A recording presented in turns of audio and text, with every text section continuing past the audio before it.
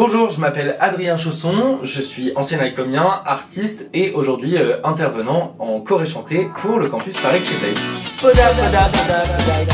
J'ai 27 ans et je viens de Lyon. Ça fait 5 ans que je suis à Paris et je suis venu pour étudier à l'ICOM. Aujourd'hui je suis artiste, donc je suis artiste pluridisciplinaire, chanteur, danseur, comédien et je travaille en comédie musicale à Paris. Comment as-tu choisi l'ICOM et comment es-tu rentré à l'académie? Il faut quand même remonter un petit peu en arrière. Il y a à peu près 7 ans, j'ai passé une audition pour rentrer dans une école de tourisme et d'animation. Et à cette audition, il y avait une fille qui avait passé l'audition pour l'ICOM. Finalement, je tombe sur Instagram sur une pub pour l'ICOM. À l'époque, ça s'appelait la classe élite, aujourd'hui ça s'appelle l'ICOM Tour. Et je repense à cette fille avec qui j'ai passé l'audition et qui me disait « Ah, j'ai passé l'audition pour l'ICOM ». Et je me suis dit « Bah, allons-y ». Je chantais déjà, je jouais déjà, je faisais déjà de la danse, mais en fait j'avais jamais fait les trois et je savais pas vraiment ce qu'était la comédie musicale. Et je me suis dit « C'est le moment ». Donc c'est là que j'ai choisi de postuler pour l'ICOM Tour. Quels ont été les plus grands défis que tu as rencontrés en tant qu'élève? J'étais pas un élève docile, c'est-à-dire que j'ai toujours eu un peu une grande gueule et j'étais plein de convictions de ce qu'était ce métier, de ce que ça allait être. En gros, mes plus grands défis c'était de savoir écouter mes pédagogues. Ils savaient mieux que moi en réalité. J'ai toujours voulu garder mon libre arbitre et quand même des convictions assez fortes. J'ai toujours eu des avis très tranchés, mais quand même mes plus gros défis c'était d'écouter vraiment mes profs parce qu'ils savaient mieux, parce qu'ils faisaient ce métier et que je voulais faire la même chose. Y a-t-il un intervenant ou un cours qui t'a particulièrement inspiré? Sans hésiter une seule seconde, bon je pense que ça lui fera plaisir, faudra pas lui dire, mais c'est Sophie Murguet, prof de danse à l'ICOM, mais elle est aussi chorégraphe à l'extérieur sur des comédies musicales et des spectacles. C'est vraiment l'intervenante qui m'a le plus marqué à l'ICOM parce que on s'est engueulé dès le premier cours.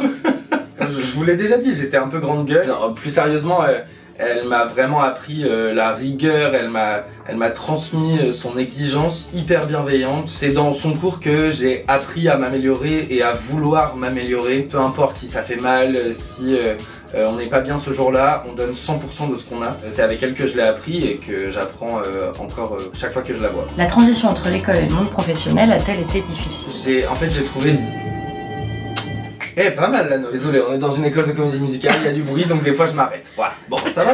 Je dirais oui et non. Elle a été moins difficile que ce à quoi je m'attendais parce que j'ai eu beaucoup de chance. J'avais commencé à auditionner à beaucoup de choses en fin de 3e année et donc du coup j'ai été pris directement à une audition pile à la fin de l'ICOM. La rentrée d'après, je savais déjà ce que j'allais faire, c'était un contrat assez long. De manière générale, on sort d'un cadre et on arrive dans la jungle de ce qu'est ce milieu et à partir de ce moment-là, il faut se prendre en charge nous-mêmes et ça c'est difficile. Alors, comment as-tu trouvé tes premiers contrats? Alors mon premier contrat, j'étais en 2e année à l'ICOM et un jour je reçois un appel, une professeure de danse qui était productrice de Grise qui me dit on aimerait bien t'avoir avec nous sur Grise pour une tournée des Zéniths, donc consécration.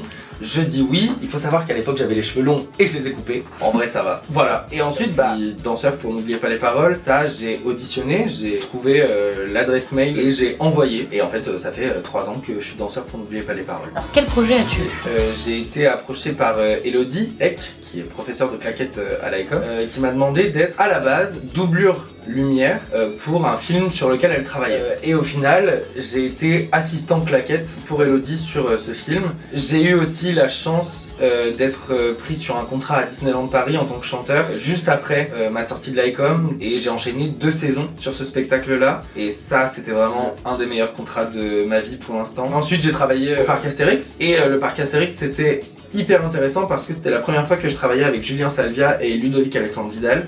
Ils font preuve d'une bienveillance folle et ça c'est vraiment un bonheur. Alors, quelle est ton actualité? Je suis en ce moment intervenant au campus Paris-Créteil en tant que professeur de chorégraphie chantée. La plupart du temps quand on va sortir, on sera d'abord dans l'ensemble et en ensemble on fait principalement de la chorégraphie chantée. Et ça demande un cardio et une technique très particulière. Je suis hyper content d'intervenir pour ces cours-là. J'ai la chance d'être à l'affiche des Producteurs, qui est au Théâtre de Paris. C'est un spectacle vraiment délirant. Vraiment, je vous invite à venir le voir si vous l'avez pas vu. C'est mis en scène par Alexis Michali, chorégraphié par Johan Nus, mise en scène résidente Laura Ben-Simon. Je travaille avec plein de gens géniaux.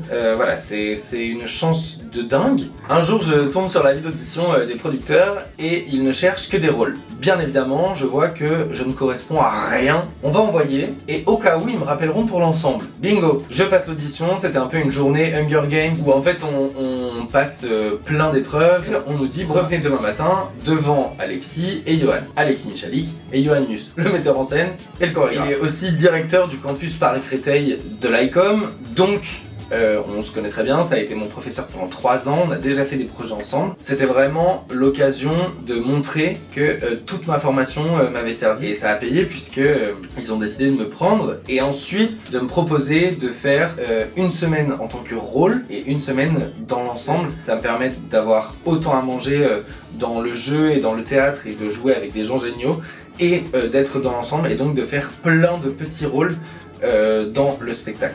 Comment ta formation à l'académie t'a-t-elle aidé sur tes expériences professionnelles? Comment en me formant. En fait, tout est une question de technique. Le talent seul ne suffira jamais, il faut travailler. Et je trouve que l'ICOM m'a apporté le travail et la discipline nécessaires pour vraiment pérenniser tous les petits efforts et en faire l'artiste que je suis maintenant. Quel conseil donnerais-tu aux futurs ICOMiens? Il faut miser sur vous.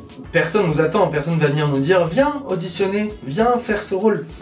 Personne. Tout ce qu'on peut faire, c'est miser sur nous-mêmes et être sûr d'être préparé au monde d'après l'ICOM. Prendre des cours de danse, prendre des cours de chant, continuer de se former en théâtre, continuer de réseauter, de monter des projets. Souvent dans mes cours, je leur dis que le groupe, c'est tout. On peut rien faire sans le groupe. Et je le pense vraiment, se faire soutenir par des gens, pouvoir soutenir d'autres gens, la bienveillance qui émanera de ça, c'est vraiment ce qui fera que vous resterez dans ce métier et le plus dur, c'est pas d'y entrer, c'est d'y rester. Et bien merci de m'avoir écouté. Si vous êtes ancien ICOMien, bah coucou, peut-être qu'on se connaît. Si vous êtes prof, coucou aussi. Bon, bref, merci de m'avoir écouté et puis à bientôt sur le campus Paris-Créteil.